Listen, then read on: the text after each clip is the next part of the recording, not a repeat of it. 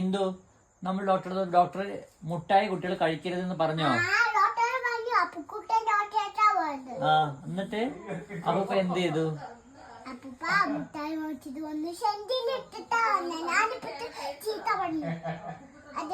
അങ്ങനെ ചെയ്യാൻ പാടുവോ?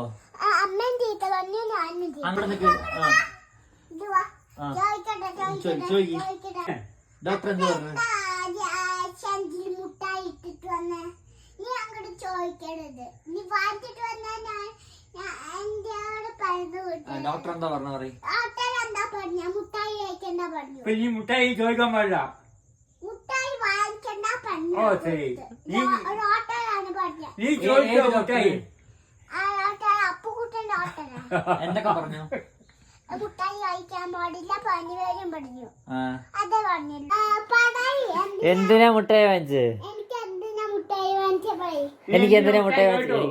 സാവിന് എന്തിനാ മുട്ടായി വാങ്ങിച്ചത്?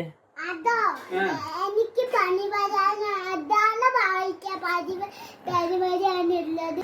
അമ്മ അമ്മക്ക് അറിയണ്ടോ അപ്പൂപ്പ മുട്ടായി വാങ്ങിച്ചു? അന്ന് ചീത്ത